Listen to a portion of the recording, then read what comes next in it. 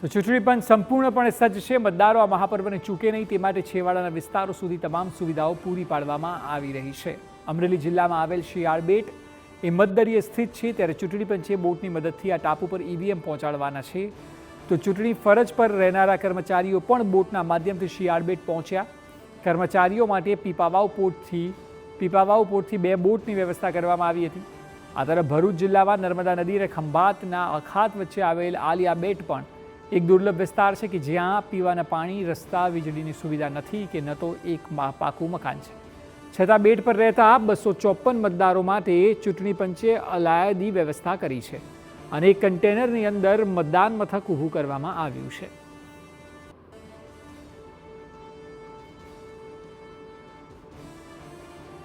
એક આઇલેન્ડ છે કે જ્યાં ખૂબ ઓછી માનવ વસ્તી છે, એમ રહી પણ ના શકાય એવો આઇલેન્ડ છે।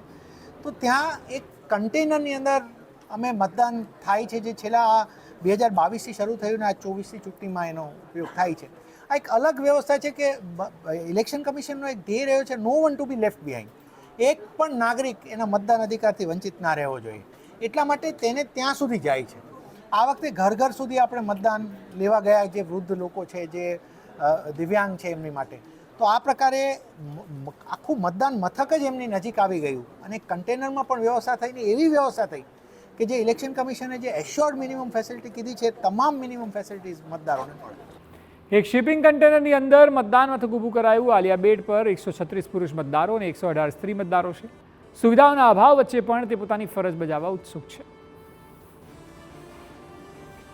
બીજી તરફ દરિયા વચ્ચે આવેલ અંતરિયાળ શિયાળ બેટ વિસ્તારમાં પણ મતદાતાઓ પોતાના અધિકારથી વંચિત ન રહે તે માટે ત્યાંની સુવિધાઓ ઊભી કરવામાં આવી છે। ઉપર ભારતના ચૂંટણી પંચની સૂચના મુજબની તમામ એશ્યોર્ડ મિનિમમ ફેસિલિટીઝ એન્શ્યોર કરવામાં આવી છે, જેવી કે રેમ્પ, પીવાનું પાણી, ટોયલેટ, બાથરૂમ, પૂરતા પ્રમાણમાં લાઇટ, પંખા, આ અન્ય બધી સુવિધાઓ પૂરી પાડવામાં આવેલી છે। અને શિયાળ બેટ પર પણ આ વખતે વધુમાં વધુ મતદાન થશે એ માટે તંત્ર દ્વારા પૂરતા આયોજન કરવામાં આવેલા છે। લોકશાહી ત્યારે જ સાર્થક થાય જ્યારે આ પ્રકારના પ્રયત્નો થતા હોય। કોઈ પણ નાગરિક પોતાના મતદાન અધિકારથી વંચિત ન રહે તે માટેની ચૂંટણી પંચની આ કવાયત છે।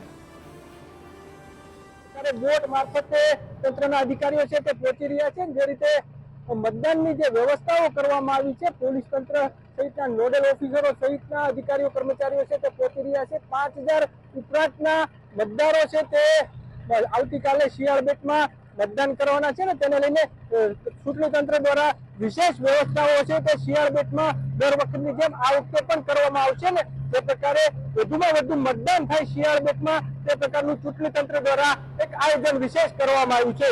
જયદેવ કાઠી, TV9 શિયાળ બેટ।